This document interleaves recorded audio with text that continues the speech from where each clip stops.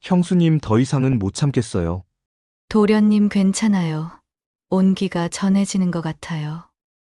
안녕하세요. 시니어 화이팅입니다. 오늘 준비한 이야기는 충격적이지만 끝까지 들어보시면 서로의 이야기에 공감하실 거예요. 좋아요와 구독 눌러주시면 더 재미있는 사연으로 찾아뵙겠습니다. 그럼 시작하겠습니다. 형의 장례식이 끝난 지 한 달이 흘렀어요. 하지만 집안은 여전히 그날의 무거운 공기를 벗어나지 못하고 있었죠. 준호는 매일 아침 눈을 뜰 때마다 형이 살아있던 시절을 떠올렸어요. 형이 아침마다 신문을 읽으며 커피를 마시던 모습, 아이들에게 숙제를 봐주던 모습들이 생생했죠. 어머니 순애는 며칠째 말수가 더욱 줄어들었어요. 원래도 말이 많지 않은 분이었지만 이제는 하루 종일 방에만 계시며 나오시지 않았어요. 가끔 부엌에서 혼자 밥을 드시는 모습을 보면 준호의 가슴이 먹먹해졌죠. 어머니, 저녁 같이 드실까요? 순애는 고개만 살짝 끄덕였어요. 대답 대신 그릇을 들고 다시 방으로 들어가셨죠. 준호는 텅 빈 식탁을 바라보며 한숨을 내쉬었어요. 형수 지연의 집은 걸어서 10분 거리에 있었어요. 준호는 매일 그 길을 지나다니면서도 정작 문 앞에 서기가 어려웠죠. 무슨 말을 해야 할지, 어떤 얼굴로 마주해야 할지 알 수 없었거든요. 오늘도 준호는 지연의 집 앞 골목 어귀에서 발걸음을 멈췄어요. 2층 창문에는 불이 켜져 있었죠. 지연이 혼자 무엇을 하고 있을까 생각하니 마음이 무거워졌어요. 조카는 학교에 갔을 테고 지연은 또 혼자 시간을 보내고 있을 거예요. 들어가 볼까? 입술로만 중얼거린 말이었어요. 하지만 준호의 발은 움직이지 않았죠. 형이 살아있을 때는 그렇게 자주 놀러 갔었는데 이제는 왜 이렇게 어색한 걸까요? 집으로 돌아가는 길에 준호는 동네 아주머니들과 마주쳤어요. 평소 같으면 반갑게 인사를 나눴을 텐데 오늘은 시선만 스치고 지나갔죠. 아주머니들의 수군거리는 소리가 뒤에서 들려왔어요. 준호가 요즘 많이 힘들어 보이더라. 그럴 만도 하지. 형을 그렇게 잃고 나니. 그 말들이 준호의 귀에 닿았지만 돌아보지는 않았어요. 모든 게 달라져 버린 일상 속에서 준호는 자신이 무엇을 해야 할지 모르겠다는 생각만 들었죠. 집에 도착해서 현관문을 열자 어머니가 거실에 앉아 계셨어요. 손에는 형의 사진이 들려 있었죠. 어머니, 순애가 사진을 바라보며 말했어요. 이 사진 보니까 네 형이 어릴 때 생각이 나더라. 순애의 목소리는 평소보다 더 작았어요. 준호는 어머니 옆에 앉으며 사진을 함께 바라봤죠. 형의 웃는 얼굴이 여전히 따뜻해 보였어요. 형수는 어떻게 지내실까요? 어머니가 깊은 한숨을 내쉬며 대답했어요. 그 사람도 힘들 거야. 우리보다 더. 순애는 사진을 가슴에 안으며 작게 한숨을 내쉬었어요. 준호는 더 이상 무슨 말을 해야 할지 몰랐죠. 그저 어머니 옆에 가만히 앉아 있을 뿐이었어요.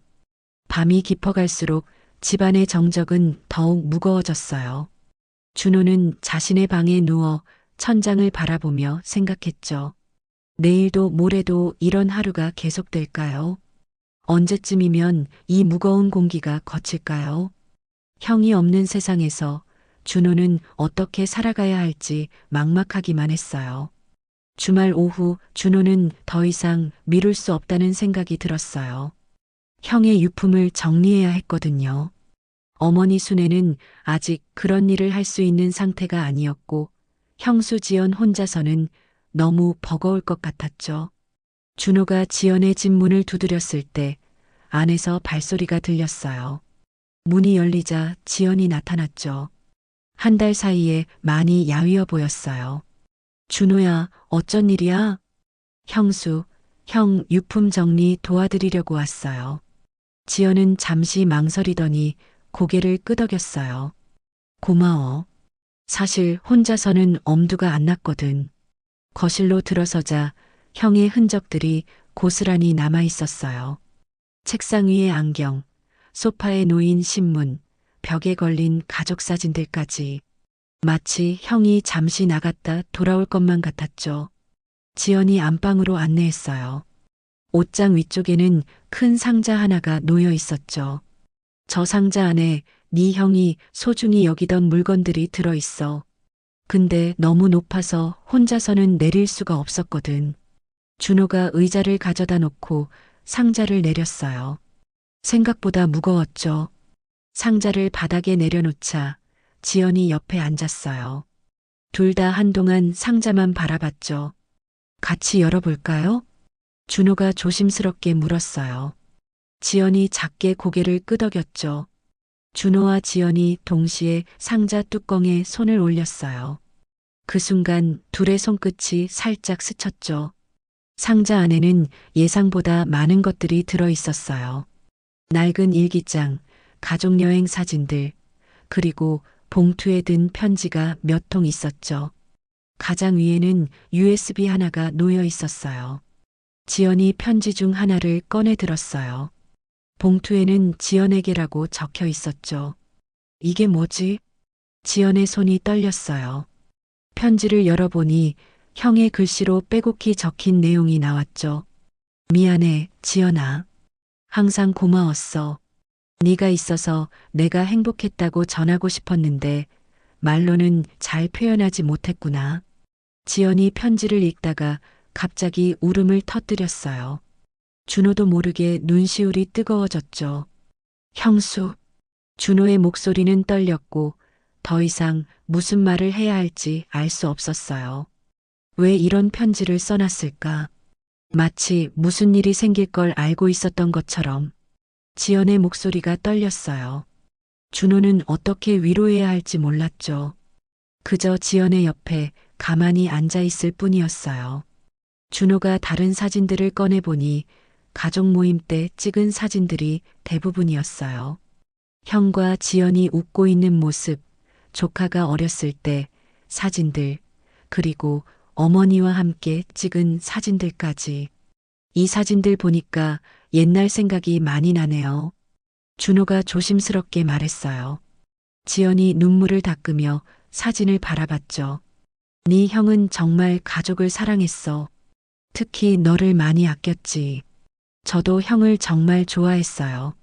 어릴 때부터 형은 제게 든든한 버팀목이었거든요. 두 사람은 한동안 말없이 사진들을 정리했어요. 그러다 지연이 USB를 들어 올렸죠. 이건 뭐가 들어 있을까? 한번 확인해 볼까요? 준호가 제안했어요.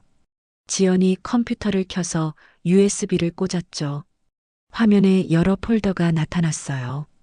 가족 사진, 일기, 중요한 것이라는 이름의 폴더들이 보였죠. 일기 폴더부터 볼까요? 지연이 클릭하자 여러 개의 파일이 나타났어요. 날짜별로 정리된 일기 파일들이었죠. 가장 최근 날짜를 클릭해 보니 사고 당일의 일기가 나왔어요. 두 사람 모두 숨을 멈추고 화면을 바라봤어요.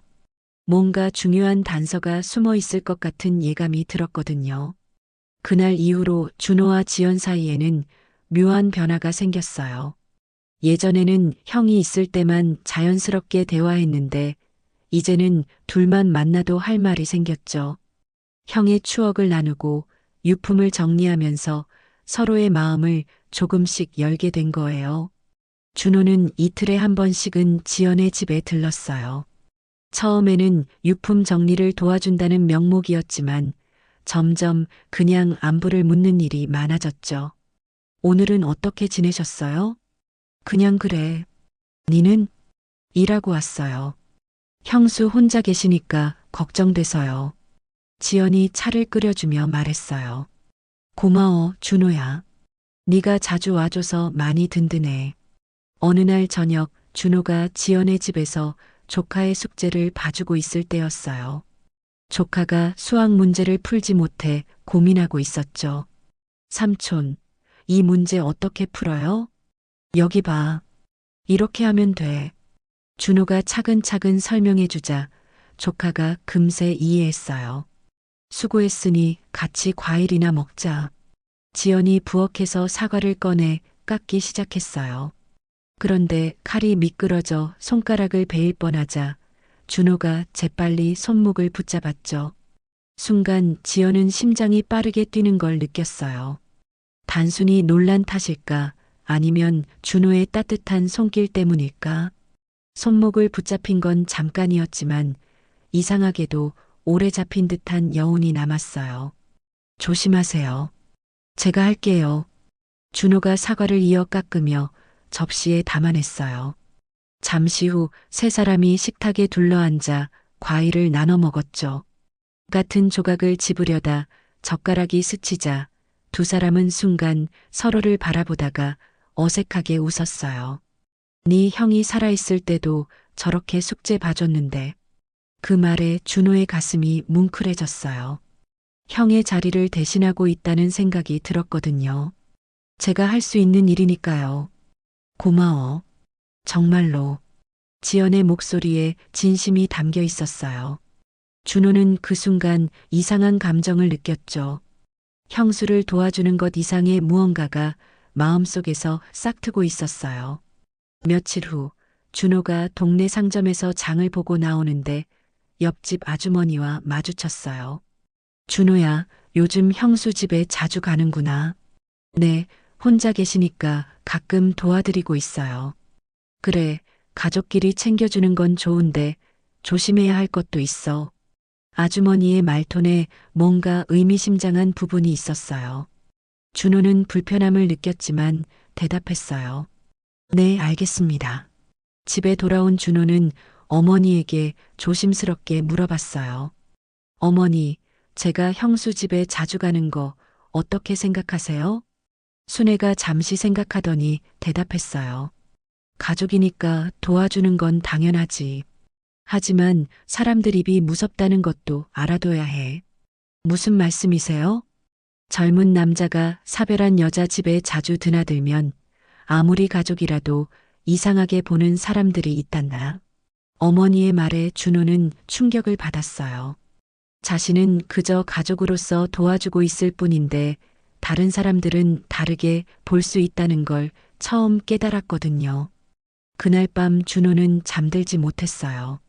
지연과의 관계에 대해 깊이 생각해 봤죠. 정말로 자신은 형수를 가족으로만 생각하고 있는 걸까요?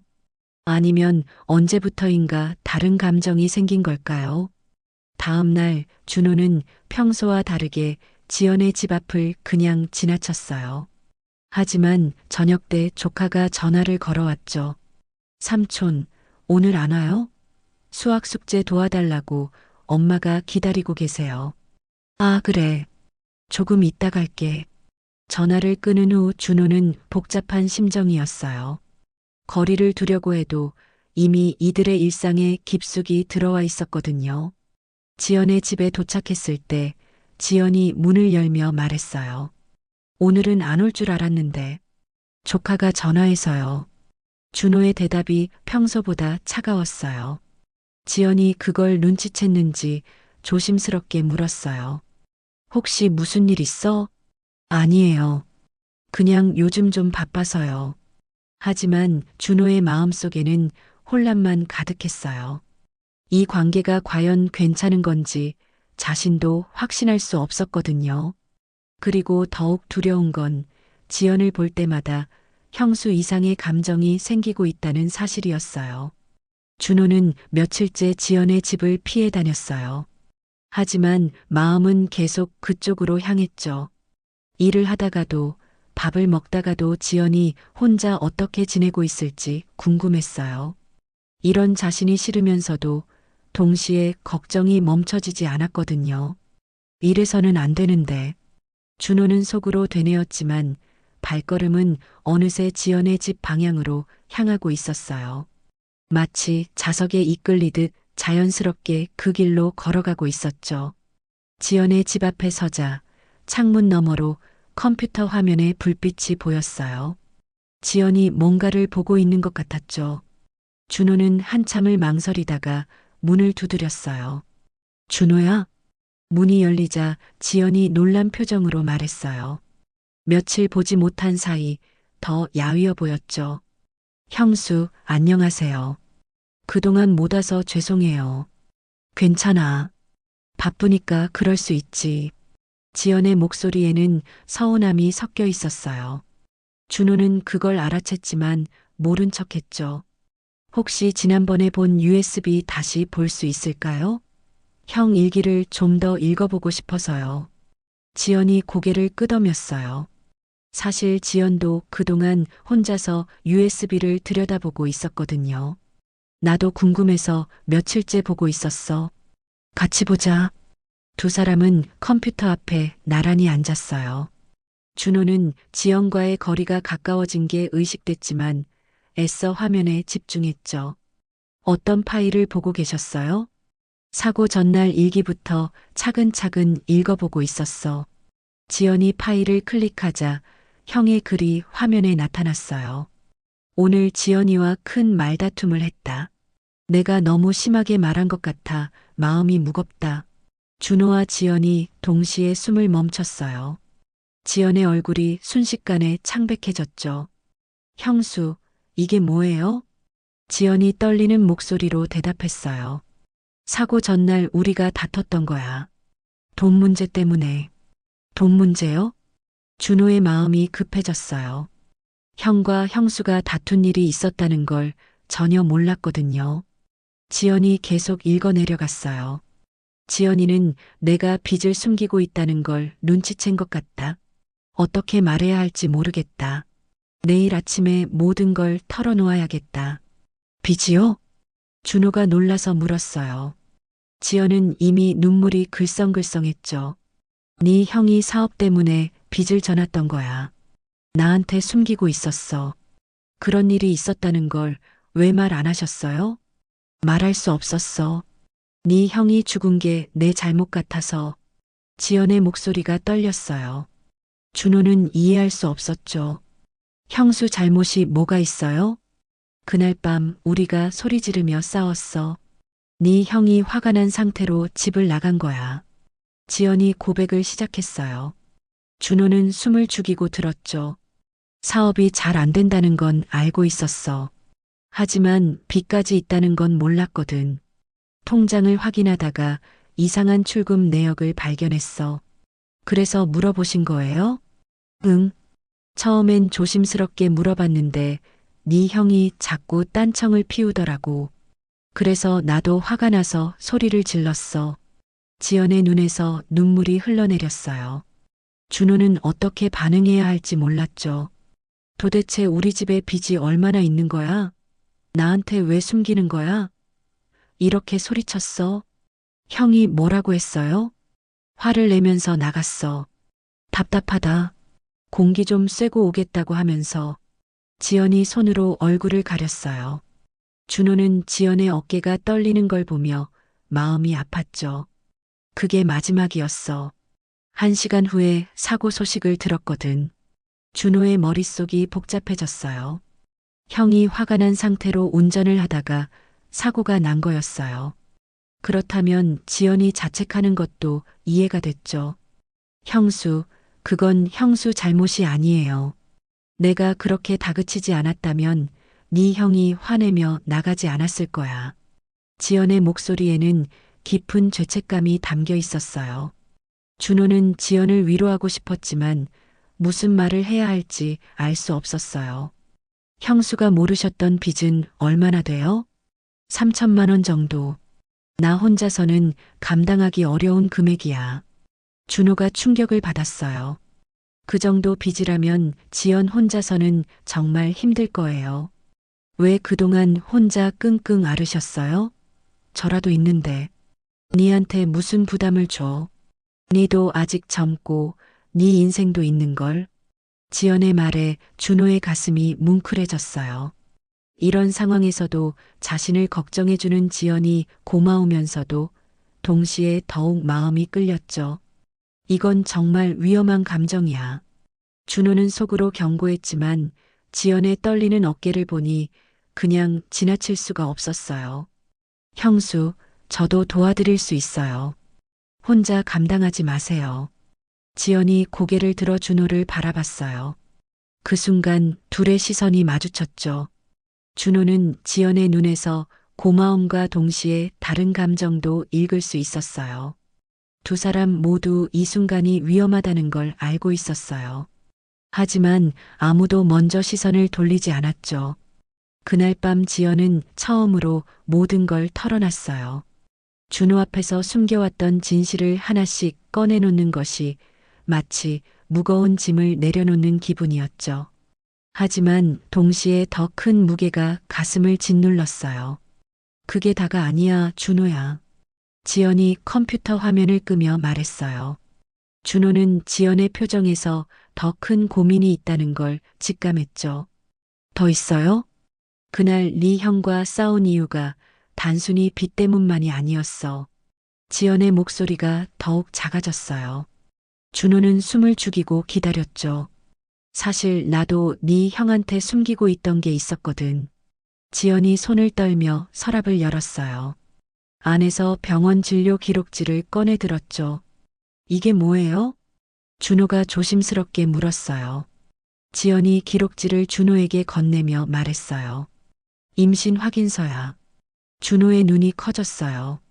예상하지 못한 말이었거든요. 임신이요? 사고 일주일 전에 확인했어. 하지만 네 형한테는 말하지 못했어. 지연의 눈에서 눈물이 흘러내렸어요. 준호는 어떻게 반응해야 할지 몰라 당황했죠. 그는 주머니에서 손수건을 꺼내 지연에게 건네려다 순간적으로 직접 눈가를 닦아주었어요. 지연은 놀란 듯 눈을 깜빡였지만 곧 고개를 숙이며 손수건을 꼭 쥐었죠. 잠깐의 접촉이었지만 둘 사이에 흐르는 공기는 묘하게 달라져 있었어요. 왜 말씀 안 하셨어요? 네 형이 사업 때문에 스트레스 받는 게 보였거든. 그런 상황에서 임신 소식을 전하면 더 큰 부담을 줄 것 같아서. 지연이 고개를 떨어뜨렸어요. 준호는 지연의 마음을 이해할 수 있었죠. 그러다 결국 그날 밤 싸우면서 말해버렸어. 형이 뭐라고 했어요? 지연이 한숨을 내쉬며 대답했어요. 처음엔 정말 기뻐했어. 나를 보면서 웃더니 이렇게 말했지. 정말이야? 우리한테 둘째가 생긴 거야? 그런데 내가 돈 얘기를 꺼내자 금세 표정이 굳어지고 한숨만 늘었어. 준호의 가슴이 답답해졌어요. 형이 잠깐의 기쁨 뒤에 얼마나 큰 부담을 짊어지고 있었는지 느껴졌거든요. 그래서 더 언성이 높아졌어. 나는 지금 형편에 무슨 악이냐고 소리쳤고 네 형은 방법을 찾아볼게라고 했어. 그런데 그 목소리엔 절망이 묻어 있었어. 지연의 눈가가 붉어졌어요. 그때 내가 마지막으로 한 말이 지금도 가슴을 찌르고 있어. 뭐라고 하셨어요? 지연이 망설이다가 힘겹게 입을 열었어요. 이럴 거면 차라리 아이를 포기하는 게 낫지 않겠어? 이렇게 말했어. 준호가 숨을 멈췄어요. 그 말이 형에게 얼마나 큰 상처였을지 짐작됐거든요. 네 형 얼굴이 굳어지더니 아무 말 없이 나가버렸어. 지연이 흐느끼기 시작했어요.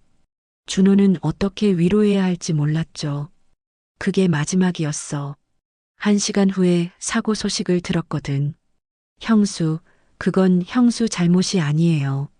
준호가 간절히 말했지만 지연은 고개를 저었어요. 내가 그 말을 하지 않았다면 네 형이 그렇게 환한 얼굴로 집을 나가지 않았을 거야. 형수도 힘드셨잖아요. 혼자 임신 사실을 안고 얼마나 걱정이 많으셨겠어요. 지연의 눈물이 다시 흐르자 준호는 잠시 망설이다가 손수건으로 또다시 그녀의 눈가를 살짝 닦아주었어요. 이번엔 지연이 그의 손길을 뿌리치지 않았습니다. 고마워, 준호야. 네가 그렇게 말해줘서. 그런데 아기는 어떻게 됐어요? 지연은 잠시 침묵하다가 떨리는 목소리로 대답했어요. 장례가 끝난 직후 내 품에 있던 작은 희망마저 사라졌어. 준호의 가슴이 먹먹해졌어요. 형을 잃고 아이까지 지켜내지 못한 지연의 고통이 얼마나 깊을지 상상조차 할 수 없었거든요. 형수, 정말 힘드셨겠어요. 그래서 더 죄책감이 들어. 내가 그날 밤 다르게 행동했다면 지금 우리 가족이 모두 함께 있을지도 모르잖아. 지연의 목소리에는 깊은 절망이 담겨 있었어요. 준호는 그녀를 안아주고 싶었지만 그럴 수 없다는 걸 알고 있었죠. 대신 준호는 지연의 손을 조심스럽게 잡았어요. 형수, 이제 혼자 끙끙 앓지 마세요. 제가 있잖아요. 지연이 준호를 바라봤어요. 그 순간 둘 사이에는 말로 표현할 수 없는 감정이 흘렀죠. 슬픔을 나누는 가족 이상의 무언가가 느껴졌어요. 준호는 자신의 마음이 위험한 방향으로 흘러가고 있다는 걸 알았어요. 하지만 이 순간 지연을 혼자 두고 떠날 수는 없었거든요. 그날 밤 집에 돌아온 준호는 좀처럼 잠들 수가 없었어요. 지연의 손을 잡았던 순간이 계속 머릿속을 맴돌았죠. 그 감정이 단순한 위로가 아니라는 걸 스스로도 알고 있었어요. 이러면 안 되는데. 준호는 침대에 누워 천장을 바라보며 자신을 다그쳤어요. 지연은 형수였고 형이 세상을 떠난 지 2달밖에 안 됐거든요. 하지만 마음은 생각처럼 정리되지 않았어요. 다음 날 저녁 준호는 다시 지연의 집을 찾았어요.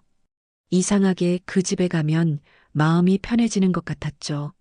지연이 반갑게 맞아주며 따뜻한 차를 끓여줬어요. 어제 그렇게 털어놓고 나니까 마음이 조금은 가벼워진 것 같아. 지연의 목소리는 담담했지만 눈가엔 여전히 피로가 남아 있었어요.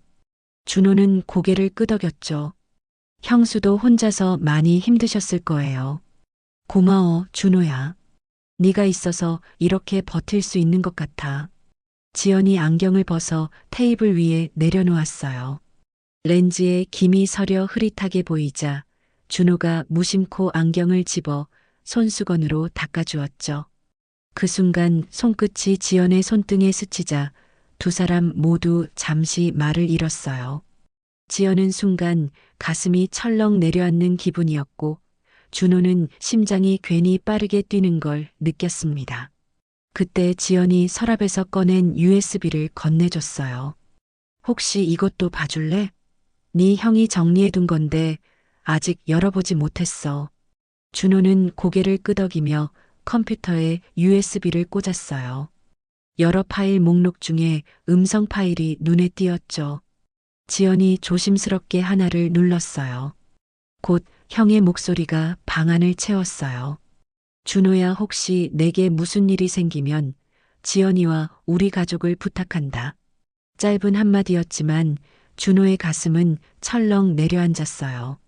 형은 단순히 가족을 부탁한 것뿐인데 준호는 그 말이 마치 지금 자신에게 던져진 경고처럼 들렸죠. 내가 혹시 형의 자리를 넘보고 있는 건 아닐까? 평범한 부탁이었는데 준호의 마음속에서 죄책감과 불안으로 크게 번져갔어요. 음성이 끝나자 방안은 고요해졌어요. 지연은 눈시울을 훔치며 떨리는 목소리로 말했어요. 네 형이 지금도 곁에 있는 것 같아. 준호는 아무 대답도 하지 못했어요. 형의 말은 따뜻했지만 그 따뜻함이 오히려 자신을 옥죄는 쇠사슬처럼 느껴졌죠. 저 오늘은 이만 가볼게요. 준호가 급히 자리에서 일어섰어요. 지연은 놀란 표정으로 그를 바라봤죠. 벌써? 조금만 더 있다 가지 그래? 아니에요. 갑자기 급한 일이 생각나서요. 준호는 서둘러 집을 나섰어요. 밤 공기가 차갑게 스며들었지만 오히려 숨이 트이는 것 같았죠. 그러나 마음은 더욱 무거워졌어요. 형이 지켜보고 있는 것 같아. 길을 걸으며 준호는 계속 형의 목소리를 떠올렸어요. 그저 부탁이었을 뿐인데 지금의 자신에게는 날카로운 경계선처럼 들렸죠. 집에 도착한 준호는 어머니에게 간단히 인사만 하고 방으로 들어갔어요. 거울 앞에 서서 자기 얼굴을 똑바로 바라봤죠. 나는 지금 뭘 하고 있는 거지? 형의 목소리가 마음속에서 메아리 쳤어요. 가족을 부탁한다는 말이었지만 준호는 그 부탁을 선명한 금지선으로 받아들이고 있었어요. 자신이 이미 그 경계선 가까이에 와 있다는 걸 알고 있었죠. 그날 밤부터 준호는 지연의 집에 가지 않기로 결심했어요. 형의 말이 자신에게 준 부담을 무시할 수 없었거든요. 하지만 발길을 끊을수록 마음은 더 불안해졌어요. 지연을 혼자 두고 괜찮을지, 또 자신이 제대로 된 선택을 하고 있는지도 알 수 없었죠. 준호가 지연의 집을 피한 지 일주일이 지났어요. 그동안 준호는 일에만 집중하려 했지만 마음 한구석은 계속 불안했죠. 지연이 혼자서 잘 지내고 있을지, 조카는 괜찮을지 걱정이 끊이지 않았어요. 목요일 저녁 준호가 퇴근해서 집에 들어서자 어머니 순애가 심각한 표정으로 기다리고 계셨어요. 준호야, 네 조카가 전화했다. 준호의 가슴이 덜컥했어요. 혹시 무슨 일이 생긴 건 아닐까 싶었거든요. 무슨 일인데요? 내일 학교에서 가족 참관 수업이 있다고 하더라. 아빠 대신 삼촌이 와달라고 부탁하던데. 순애의 말에 준호는 복잡한 심정이 됐어요. 지연과 거리를 두기로 했는데 조카 때문에 다시 만나야 하는 상황이 된 거였죠. 형수는 뭐라고 하시던가요? 지연이가 전화를 바꿔서 말하더라. 네가 바쁜 거 아는데 미안하다고, 조카가 워낙 간절히 부탁해서 어쩔 수 없다고. 준호는 고민에 빠졌어요. 조카를 실망시키고 싶지 않았지만 지연과 만나는 것도 부담스러웠거든요. 어떻게 할래? 어머니가 물었어요. 준호는 한참을 망설이다가 대답했어요. 가야죠. 조카가 기다리고 있는데. 다음 날 오후 준호는 조카의 학교에 도착했어요. 교실 입구에서 지연을 마주쳤을 때 두 사람 모두 어색한 기색을 감추지 못했죠. 고마워, 준호야. 정말 미안해. 지연이 조심스럽게 말했어요. 준호는 괜찮다는 듯 고개를 끄덕였지만 내심은 편치 않았어요. 조카는 어디 있어요? 저기서 친구들이랑 있어. 네가 온다고 하니까 아침부터 들떠 있었어. 준호가 시선을 돌리자 조카가 손을 흔들며 뛰어왔어요. 삼촌, 정말 왔구나. 조카의 밝은 얼굴을 보니 준호의 마음도 따뜻해졌어요.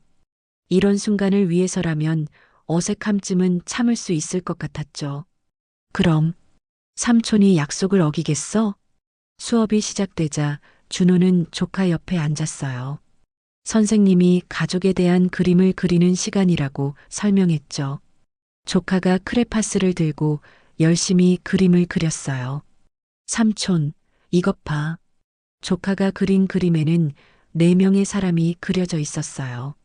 엄마, 자기, 그리고 하늘 위의 아빠, 그 옆에는 삼촌이 그려져 있었죠. 아빠는 하늘에서 우리를 지켜보고 있어. 그리고 삼촌이 아빠 대신 우리를 도와주고 있어. 조카의 말에 준호의 가슴이 뭉클해졌어요. 동시에 마음 한편으로는 무거운 책임감이 느껴졌죠. 삼촌, 요즘 왜 안 와? 엄마가 심심해하는 것 같아. 조카의 솔직한 말에 준호는 어떻게 대답해야 할지 몰랐어요. 지연이 옆에서 그 말을 듣고 있는 것도 부담스러웠죠. 삼촌이 요즘 일이 좀 바빠서 그래. 미안해. 그래도 가끔은 와줘. 엄마가 혼자 있으면 울 때가 있어. 조카의 말에 준호는 깜짝 놀랐어요. 지연이 혼자서 우는 모습을 상상하니 마음이 아팠거든요. 수업이 끝나고 교실을 나오면서 지연이 조심스럽게 말했어요. 커피 한잔 할까? 준호는 망설였어요. 하지만 조카가 기대에 찬 눈으로 바라보니 거절하기 어려웠죠. 잠깐만요. 근처 카페에 앉아 조카가 아이스크림을 먹는 동안 준호와 지연은 어색한 침묵을 이어갔어요. 조카가 화장실에 간 사이 지연이 입을 열었어요. 혹시 내가 뭔가 잘못했어? 요즘 연락도 없고. 지연의 목소리에는 서운함과 걱정이 섞여 있었어요. 준호는 어떻게 설명해야 할지 몰랐죠. 아니에요. 그냥 일이 바빠서요. 정말로? 나는 네가 부담스러워하는 것 같아서. 지연의 말에 준호는 가슴이 찔렸어요. 지연의 추측이 어느 정도 맞았거든요. 형수가 부담스럽다는 게 아니라 준호의 말이 끝나기 전에 조카가 돌아왔어요. 삼촌, 내일도 올 수 있어? 숙제 도와달라고 엄마가 부탁하래. 조카의 순수한 부탁에 준호는 또다시 고민에 빠졌어요. 아이의 기대를 저버리기는 어려웠지만 지연과의 관계는 여전히 복잡했죠. 내일은 좀 바쁠 것 같아. 조카의 얼굴이 실망으로 어두워졌어요. 지연도 아쉬운 표정을 감추지 못했죠. 그럼 주말에는? 토요일 오후에 시간 있으면. 지연이 조심스럽게 제안했어요. 준호는 조카의 기대에 찬 눈빛을 보며 마음이 흔들렸죠. 생각해 볼게요. 집으로 돌아가는 길에 준호는 더욱 혼란스러워졌어요. 조카의 순수한 마음과 지연의 외로움을 외면할 수는 없었지만 자신의 감정을 통제하는 것도 쉽지 않았거든요. 형이 정말 원했던 게 뭘까? 준호는 형의 목소리를 다시 떠올렸어요. 가족을 부탁한다는 말이 단순히 경제적 도움만을 의미하는 걸까요? 아니면 더 깊은 의미가 있는 걸까요? 조카의 그림 속에서 자신이 아빠 대신 가족을 지키는 모습을 봤을 때 준호는 복잡한 감정을 느꼈어요. 책임감과 동시에 자신이 정말로 형의 자리를 대신하려는 건 아닌지 하는 두려움도 들었거든요. 주말이 되자 준호는 결국 조카의 부탁을 거절할 수 없었어요. 토요일 오후 지연의 집에 도착하자 조카가 현관까지 뛰어나와 반겼죠. 삼촌, 정말 왔구나. 약속했잖아. 숙제 뭐 도와주면 되는 거야? 수학이랑 과학. 엄마가 모른다고 했어. 조카와 함께 문제를 풀며 깔깔 웃는 소리가 거실에 퍼졌어요. 부엌에서 저녁을 준비하던 지연도 그 소리를 듣고 모처럼 웃음을 지었죠. 오랜만에 집안에 따뜻한 기운이 돌았어요. 삼촌, 이 문제는 어떻게 풀어? 여기 봐. 이런 식으로 계산하면 돼. 준호가 차근차근 설명해 주자 조카가 금세 고개를 끄덕였어요. 지연이 조용히 다가와 말했죠. 네 형이랑 똑같아. 설명하는 방식까지. 준호의 가슴이 뭉클해졌어요. 잠시나마 형의 빈자리를 메우고 있다는 생각이 들었거든요. 저녁을 함께 먹은 뒤 조카는 친구와 약속이 있다며 나갔어요. 집안이 고요해지자 지연의 얼굴에서 웃음이 사라졌어요. 싱크대 앞에 서 있던 그녀는 잠시 멈칫하다가 의자에 조용히 앉았죠. 형수, 괜찮으세요? 지연은 한숨을 길게 내쉬었어요. 준호야, 사실 니한테 숨기고 있던 게 또 있어. 준호는 의자를 바짝 당기며 앉았어요. 방금 전까지 따뜻하던 분위기가 서서히 무거워졌죠. 무슨 얘기예요? 지연은 서랍을 열어 두툼한 서류 뭉치를 꺼냈어요. 손끝이 떨리고 있었죠. 네 형이 남긴 빚이 내가 말한 것보다 훨씬 많아. 준호의 표정이 굳었어요. 얼마나 더요? 3천만 원이 아니라 8천만 원이야. 준호는 서류를 받아들고 눈을 훑었어요. 여러 금융기관의 대출 서류와 카드 명세서가 빼곡히 들어 있었죠. 8천만 원.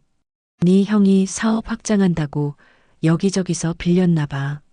나도 며칠 전에야 정확히 알았어.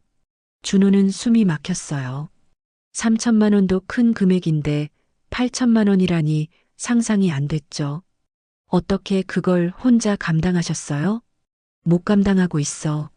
매달 이자만 200만 원 넘게 나가. 지연의 목소리가 떨렸어요. 준호는 그제야 지연이 왜 그렇게 야위어 보였는지 알 것 같았죠. 형수 혼자 월급으로는 불가능해. 그래서 이 집을 팔려고 해. 지연은 손으로 이마를 짚으며 고개를 떨궜어요. 하지만 이 집도 담보로 잡혀 있어서 팔아도 빚을 다 못 갚을 것 같아. 준호는 할 말을 잃었어요. 상황이 생각보다 훨씬 심각했거든요. 왜 진작 말씀 안 하셨어요? 지연은 힘겹게 웃으며 대답했어요. 네가 아이랑 즐겁게 있는 걸 보니까 더는 숨기면 안 되겠다 싶었어. 나 혼자 감당하기엔 너무 버거워. 지연의 눈가에 눈물이 맺혔어요. 준호는 가슴이 저려 아무 말도 할 수 없었죠. 그래서 조카랑 어떻게 하실 거예요? 일단 전세집으로 이사 가려고 해. 내가 일을 더해서 조금씩 갚아나가려고. 전세집으로요? 어머니랑 같이 살까도 생각했는데 어머니가 좋아하지 않으실 것 같아. 준호는 복잡한 마음이 됐어요. 전통적인 성향의 어머니 순애가 며느리와 함께 사는 걸 부담스러워할 게 뻔했거든요.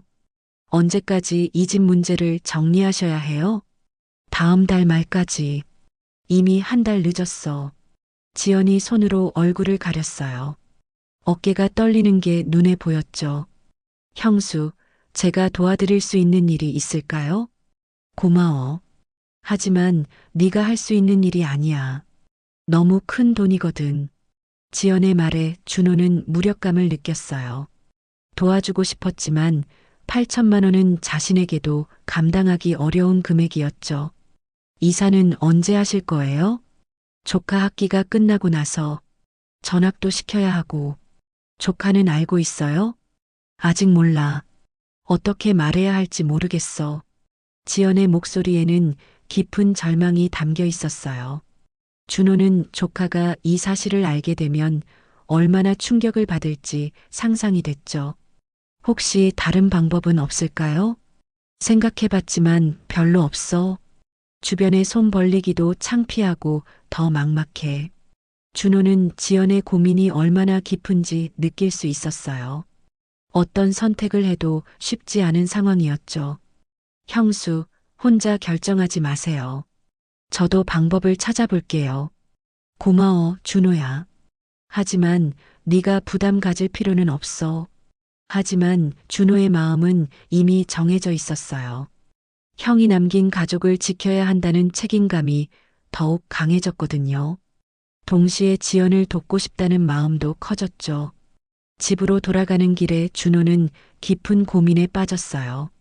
8천만 원이라는 빚을 어떻게 해결할지, 그리고 자신이 어디까지 개입해야 하는지 알 수 없었거든요. 하지만 한 가지는 분명했어요. 지연과 조카를 혼자 두고 볼 수는 없다는 것. 이제는 숨겨진 짐까지 알게 되었으니 외면하는 건 더 이상 불가능했어요.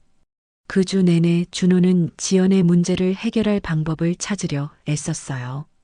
퇴근 후에는 은행에 들러 대출 상담을 받아보기도 하고 인터넷으로 부채 정리 방법을 찾아보기도 했죠.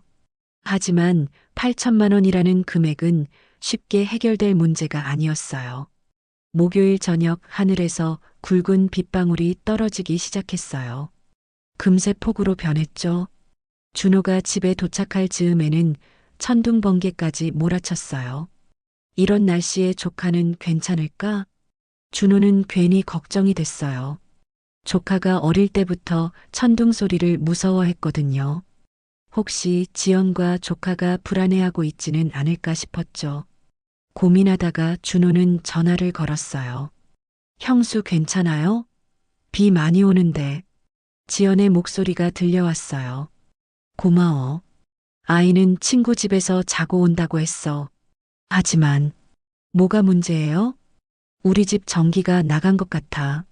아까부터 계속 깜빡거리더니 완전히 꺼졌어. 준호는 걱정이 됐어요. 이런 폭우에 혼자 전기도 없는 집에 있다니. 제가 가볼까요? 전기 문제는 위험할 수 있어요. 아니야, 괜찮아. 너도 이 비에 나오면 안 되지. 하지만 준호는 이미 우산을 챙기고 있었어요. 금방 갈게요. 혼자 계시면 안 돼요. 준호가 지연의 집에 도착했을 때는 온몸이 흠뻑 젖어 있었어요. 지연이 문을 열어주며 깜짝 놀랐죠. 어머, 정말 왔구나. 이런 비에. 괜찮아요. 전기는 어떻게 된 거예요? 집안은 정말 캄캄했어요. 지연이 양초 몇 개를 켜놓은 것 외에는 아무것도 보이지 않았죠. 아까부터 이 근처 전체가 정전인 것 같아. 이웃집도 다 꺼져 있더라고. 준호는 젖은 옷에서 물이 뚝뚝 떨어지자 미안해하며 외투를 벗었어요.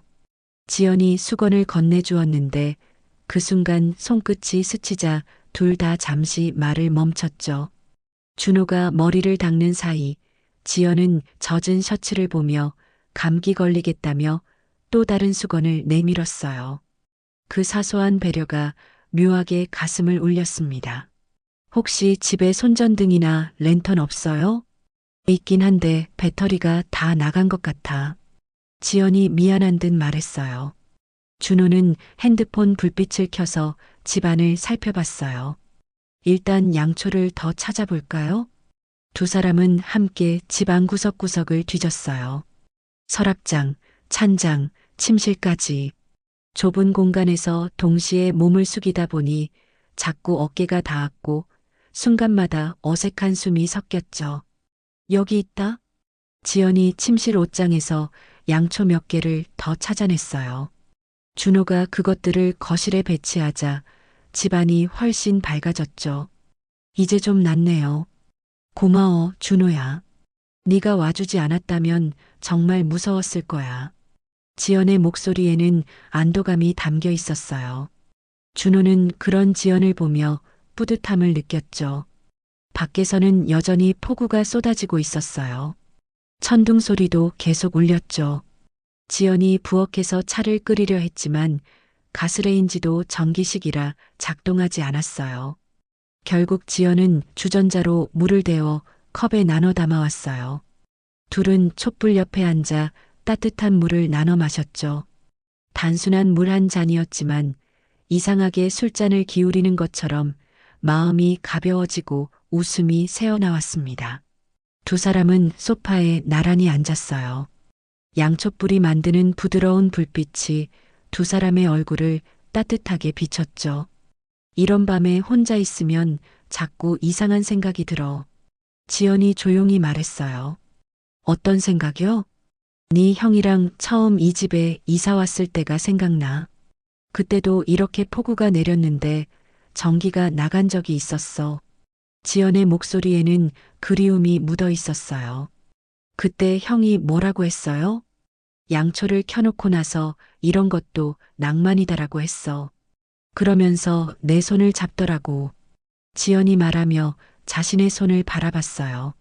준호도 무의식 중에 그 손을 봤죠. 형수. 준호가 부르고 싶었던 말이 많았지만 어떻게 시작해야 할지 알 수 없었어요. 요즘 네가 와서 도와주는 걸 보면 네 형이 생각나는 것 같으면서도 다른 느낌이 들어. 지연의 고백에 준호의 가슴이 뛰기 시작했어요. 어떤 느낌이요? 잘 모르겠어. 네 형과는 다른 사람인데 왜 이렇게 편안하고 든든할까? 그 순간 밖에서 큰 천둥 소리가 들렸어요. 지연이 깜짝 놀라며 준호 쪽으로 몸을 기울였죠. 준호는 반사적으로 지연의 어깨를 잡았어요. 괜찮아요. 두 사람의 거리가 가까워졌어요. 양촛불빛 속에서 서로의 눈을 바라봤죠. 지연의 눈에는 혼란스러운 감정이 어려 있었어요. 준호야. 지연의 목소리가 떨렸어요. 준호도 자신의 마음이 요동치는 걸 느꼈죠. 네. 네가 있으면 네 형이 옆에 있는 것 같아. 그런데 동시에 네 형과는 전혀 다른 감정도 들어. 지연의 솔직한 고백에 준호는 어떻게 대답해야 할지 몰랐어요. 그 순간 두 사람의 손이 소파 위에서 가까워졌죠.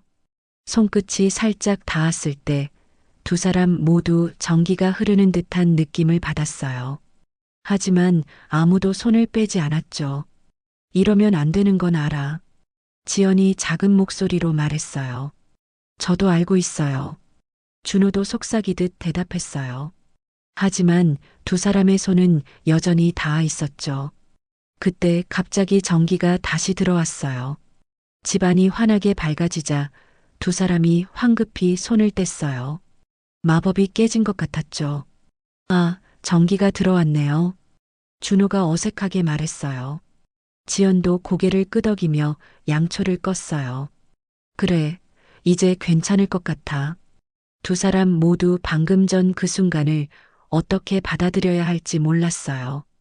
분명한 건 둘 다 선을 넘을 뻔했다는 것, 그리고 그 감정이 결코 가볍지 않다는 것이었죠. 폭우가 지나간 다음 날 아침, 준호는 평소보다 늦게 일어났어요. 어젯밤 일이 자꾸 머릿속을 맴돌아서 잠을 설쳤거든요.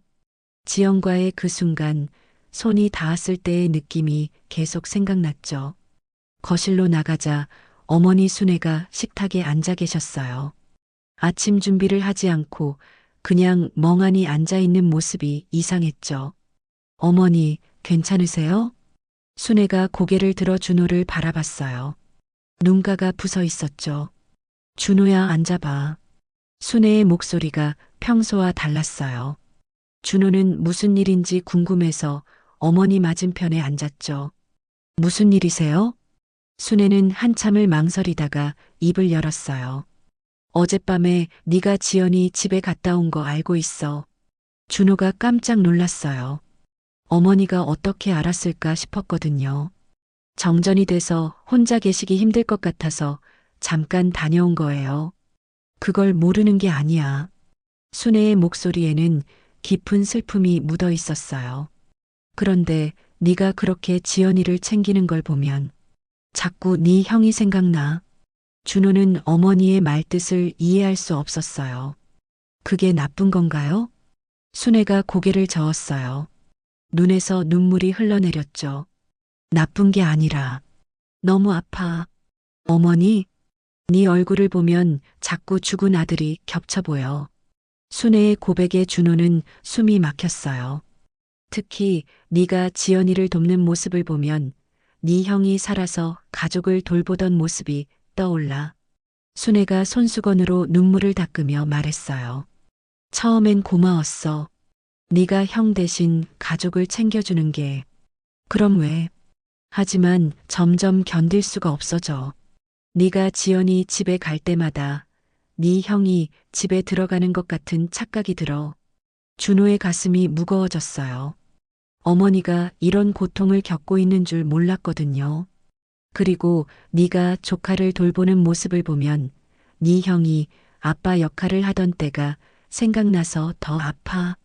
순애의 목소리가 떨렸어요. 죽은 사람은 돌아오지 않는데 네가 그 자리를 채우려 하니까 더 현실이 받아들여지지 않아. 준호는 어떻게 대답해야 할지 몰랐어요. 자신이 가족을 돕는 일이 어머니에게는 오히려 상처가 되고 있었던 거였죠. 어머니, 제가 어떻게 해야 할까요? 모르겠어. 네가 도와주지 않으면 지연이가 힘들 텐데 네가 도와주면 나는 견딜 수가 없고. 순애가 얼굴을 손으로 가렸어요. 어젯밤에도 네가 늦게 들어오는 걸 보고 네 형이 돌아온 줄 알고 깜짝 놀랐어. 어머니, 그 순간 너무 기뻤다가 네라는 걸 알고 나서 더 절망스러웠어. 순애의 말에 준호는 가슴이 찢어질 것 같았어요. 네 형은 죽었는데 왜 자꾸 살아있는 것 같은 착각을 하게 하니? 준호는 자신이 얼마나 큰 실수를 하고 있었는지 깨달았어요. 형의 빈자리를 채우려는 마음이 어머니에게는 더 큰 상처가 되고 있었던 거였죠. 죄송해요, 어머니. 생각 없이 행동했어요. 네가 잘못한 게 아니야. 네 마음도 이해해. 순애가 고개를 들어 준호를 바라봤어요. 하지만 나는 이제 더는 네 형의 그림자를 보고 싶지 않아. 준호는 어머니의 고통이 얼마나 깊은지 느낄 수 있었어요. 자신이 형의 역할을 하려 할수록 어머니는 형의 부재를 더 절실히 느끼게 되는 거였죠. 앞으로 어떻게 하면 될까요? 니는 네 인생을 살아. 지연이는 다른 방법을 찾아야 할 거야. 순애의 말에 준호는 복잡한 마음이 됐어요. 지연을 도와주고 싶은 마음과 어머니의 고통 사이에서 어떤 선택을 해야 할지 알 수 없었거든요. 그날 하루 종일 준호는 어머니의 말을 떠올렸어요. 자신이 선의로 한 일들이 어머니에게는 고문이었다는 사실이 충격적이었죠. 저녁이 되자 준호는 결심했어요. 더 이상 어머니를 아프게 할 수는 없었거든요. 하지만 지연을 완전히 외면할 수도 없었어요. 다른 방법을 찾아야겠어. 준호는 지연과의 관계를 다시 정리해야 한다는 걸 깨달았어요. 어머니의 아픔을 외면하면서까지 지연 곁에 있을 수는 없었거든요. 하지만 마음 한편으로는 지연이 혼자 모든 걸 감당해야 한다는 생각에 가슴이 아팠어요. 어젯밤 느꼈던 그 감정들도 이제 정리해야 했죠. 어머니의 눈물을 본 순간 준호는 자신이 얼마나 이기적이었는지 깨달았어요. 형의 자리를 대신하려는 마음이 오히려 가족들에게 상처를 주고 있었던 거였죠. 어머니와의 대화 이후 사흘이 지났어요. 준호는 그동안 지연의 집에 가지 않았어요. 어머니의 고통스러운 얼굴이 계속 떠올랐거든요. 하지만 마음은 편하지 않았죠. 목요일 저녁 준호는 인터넷으로 야간 일자리를 찾고 있었어요. 편의점이나 경비일까지 꼼꼼히 살펴봤죠. 이렇게라도 도와드려야겠어. 준호는 결심했어요. 지연 곁에 직접 있지는 못하더라도 경제적으로는 도울 수 있을 거라고 생각했거든요. 그게 어머니를 아프게 하지 않으면서도 형의 부탁을 지키는 방법일 것 같았어요. 며칠 뒤 준호는 근처 편의점에서 야간 아르바이트를 시작했어요. 낮에는 직장, 밤에는 편의점. 생각보다 힘들었지만 지연을 돕고 싶다는 마음이 더 컸죠. 같은 시간 지연은 집에서 짐을 정리하고 있었어요. 옷장 속 옷들을 하나씩 꺼내며 필요한 것과 버릴 것을 나누고 있었죠. 엄마, 왜 옷을 다 꺼내고 있어? 조카가 방에서 나와 물었어요. 이사 준비를 해야 해서. 지연이 담담하게 대답했어요. 며칠 전부터 마음을 정했거든요. 더 이상 누구에게 기대지 않고 혼자 힘으로 살아가겠다고. 이사요? 언제? 다음 달에. 새학기 시작하기 전에. 조카의 얼굴이 어두워졌어요. 지연은 조카를 안아주며 말했어요. 아이에게 미안했지만 이게 최선의 선택이라고 생각했어요.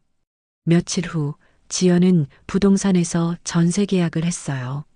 지금보다는 작지만 깨끗했고 조카 학교와도 가까웠죠. 엄마, 삼촌은 우리 새 집에도 와요? 요즘 안 오시잖아요. 조카의 질문에 지연은 순간 말을 잃었어요. 아이는 왜 삼촌이 안 오는지 모르고 있었거든요. 아니야.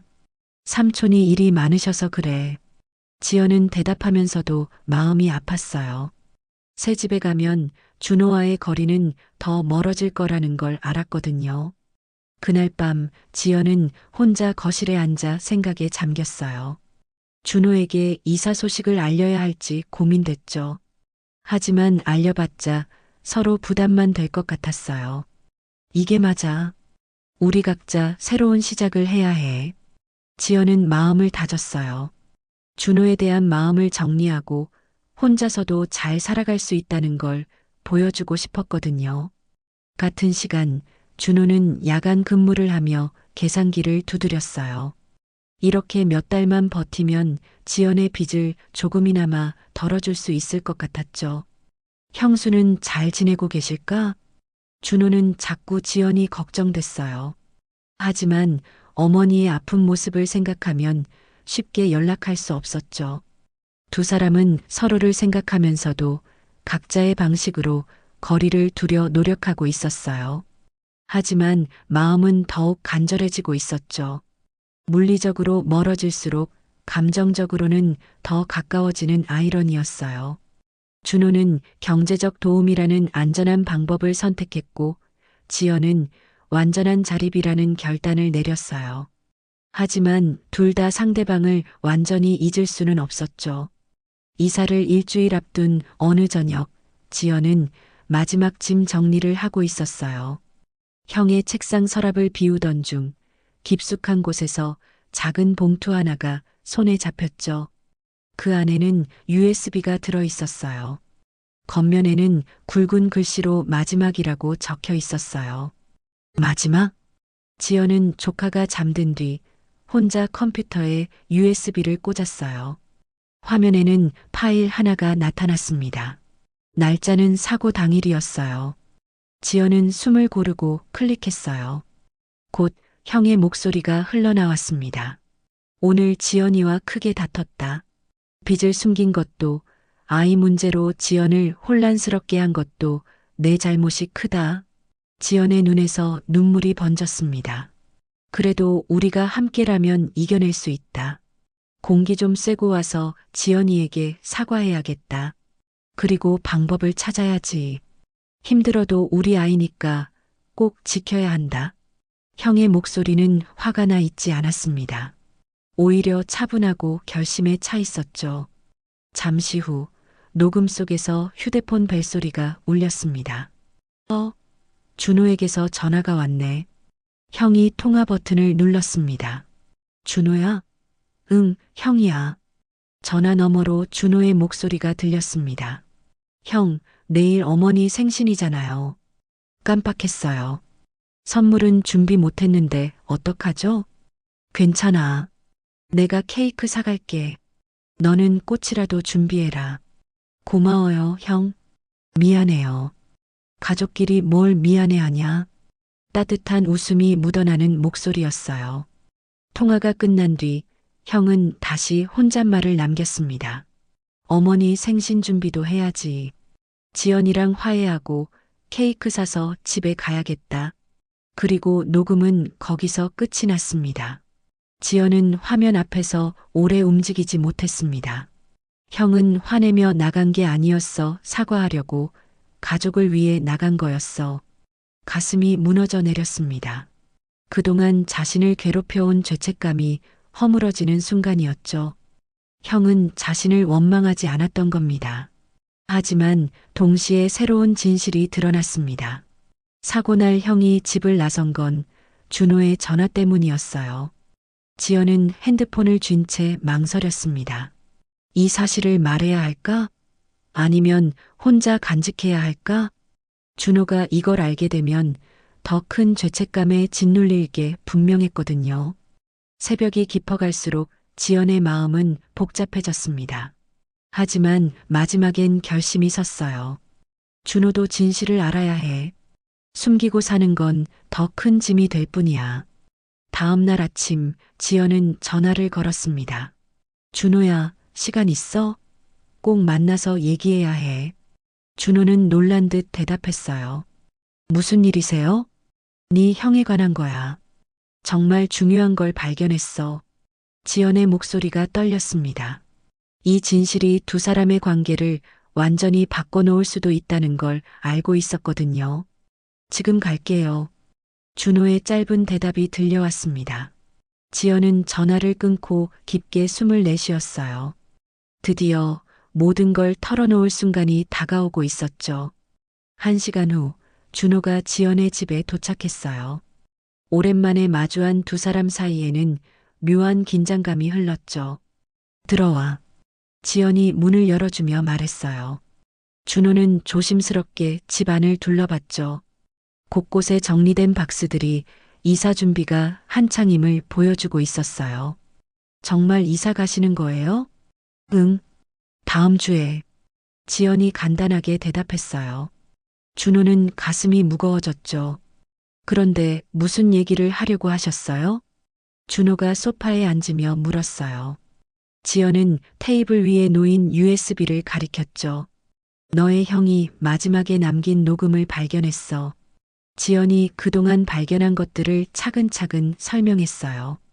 형이 화내며 나간 게 아니라 화해하려고 했다는 것, 그리고 준호의 전화를 받고 어머니 생신 케이크를 사러 나갔다는 것까지. 준호의 얼굴이 점점 하얘졌어요. 그러니까 형이 집을 나간 건 제 전화 때문이었다는 거예요? 그래. 너가 어머니 생신을 깜빡했다고 하니까 케이크 사러 나간 거야. 지연의 말에 준호는 머리를 두 손으로 감쌌어요. 제가 형을 죽인 거네요. 아니야. 그런 게 아니야. 지연이 급하게 말했어요. 네 형은 가족을 사랑했어. 어머니 생신을 챙기는 것도 나와 화해하는 것도 다 가족에 대한 사랑이었어. 하지만 준호는 자책에 빠져 있었어요. 제가 깜빡하지 않았다면, 제가 전화하지 않았다면 형은 안전하게 집에 있었을 거예요. 준호야, 그건 우연이었어. 누구의 잘못도 아니야. 지연이 준호의 어깨에 손을 올렸어요. 그 순간 두 사람의 시선이 마주쳤죠. 형수. 준호가 지연을 부르며 말하고 싶은 게 많았지만 어떻게 표현해야 할지 알 수 없었어요. 나도 그동안 똑같이 자책했어. 내가 그날 밤 다르게 행동했다면 하고. 지연의 목소리가 떨렸어요. 하지만 네 형의 마지막 말을 들으니까 알겠어. 형은 우리가 서로를 원망하기를 원하지 않았을 거야. 준호가 고개를 들어 지연을 바라봤어요. 그럼 이제 어떻게 해야 하죠? 우리는 우리 각자의 길을 가야 해. 지연이 단호하게 말했어요. 무슨 말씀이세요? 준호야, 우리 이제 솔직해지자. 지연이 깊게 숨을 들이쉬며 말했어요. 우리 사이에 생긴 감정이 단순한 가족애가 아니라는 거 둘 다 알고 있잖아. 준호는 대답하지 못했어요. 지연의 말이 맞았거든요. 폭우 그날 밤에 우리가 느꼈던 것, 그리고 지금도 서로를 바라보는 시선. 이건 단순한 형수와 시동생 사이의 감정이 아니야. 지연의 고백에 준호의 가슴이 뛰기 시작했어요. 형수도 그렇게 생각하세요? 응. 나도 너한테 끌리고 있어. 지연이 솔직하게 인정했어요. 하지만 그렇기 때문에 더욱 헤어져야 해. 왜요? 우리가 이대로 계속 가까이 있으면 언젠가는 돌이킬 수 없는 선을 넘게 될 거야. 그럼 네 형한테 죄송하지 않겠어? 지연의 말에 준호는 할 말을 잃었어요. 그리고 어머니도 힘들어 하시잖아. 니를 보면 죽은 아들이 생각난다고. 지연은 준호의 어머니와 나눈 대화까지 알고 있었어요. 어머니랑 얘기하셨어요? 아니야. 하지만 눈치챌 수 있었어. 어머니 표정에서. 지연이 슬픈 미소를 지었어요. 우리가 함께 있는 것만으로도 주변 사람들이 아파하고 있어. 그게 맞는 일일까? 준호는 지연의 말을 부정할 수 없었어요. 어머니의 고통, 동네 사람들의 시선, 그리고 형에 대한 죄책감까지 모든 것이 그들의 관계를 가로막고 있었거든요. 그럼 정말 이별하자는 거예요? 응. 서로에게 좋은 기억으로 남는 게 나을 것 같아. 지연이 눈물을 참으며 말했어요. 나는 새로운 곳에서 새로운 시작을 할 거고 너는 네 인생을 살아가는 거야. 형수를 잊을 수 있을까요? 잊으려고 하지 마. 그냥 다른 자리에 간직해 두는 거야. 지연이 준호의 손을 잡았어요. 마지막으로 느끼는 따뜻함이었죠. 네 형이 우리에게 준 마지막 선물이 이거인 것 같아. 서로를 진짜로 알게 되고 또 제때 놓아줄 수 있게 된 거. 준호도 지연의 손을 꼭 잡았어요. 형수, 새로운 곳에서 행복하세요. 너도 좋은 사람 만나서 행복해. 두 사람은 한동안 그렇게 손을 잡고 있었어요. 말하지 않아도 서로의 마음을 알 수 있었죠. 그럼 이제 정말 안녕인 거네요. 응, 안녕. 준호가 일어서서 문으로 향했어요. 문 앞에서 돌아보니 지연이 창가에 서서 그를 바라보고 있었죠. 두 사람은 서로에게 작은 손짓으로 마지막 인사를 건넸어요. 그리고 준호는 그 집을 나섰죠. 거리를 걸으며 준호는 생각했어요. 이것이 진짜 사랑이라면 때로는 놓아주는 것도 사랑의 한 형태일 수 있다고. 형이 자신들에게 마지막으로 가르쳐 준 것이 바로 그것일지도 모른다고. 6개월이 지났어요. 봄이 다시 돌아왔고 동네 벚꽃들이 만개했죠. 준호는 매일 아침 출근길에 지연이 살았던 집 앞을 지나갔어요. 지금은 다른 가족이 살고 있었지만 여전히 그 집을 볼 때마다 지연이 생각났어요. 하지만 예전처럼 아픈 마음은 아니었어요. 따뜻하고 그리운 기억으로 자리 잡았죠. 준호는 여전히 편의점에서 야간 일을 하고 있었어요. 처음엔 지연을 돕기 위해 시작한 일이었지만 이제는 다른 이유가 생겼거든요. 모은 돈으로 조카를 위한 장학 적금을 만들었어요.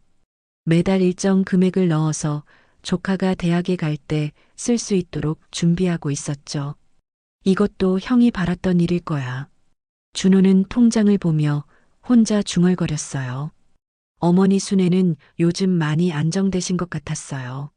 준호가 지연과 거리를 둔 후로 마음이 편해지셨거든요. 준호야, 오늘 김 아줌마가 그러더라. 딸이 있는데 괜찮은 아가씨래. 순애가 저녁 식사를 하며 말씀하셨어요. 아직 그런 생각 없어요. 준호가 웃으며 대답했어요. 하지만 예전처럼 단칼에 거절하지는 않았죠.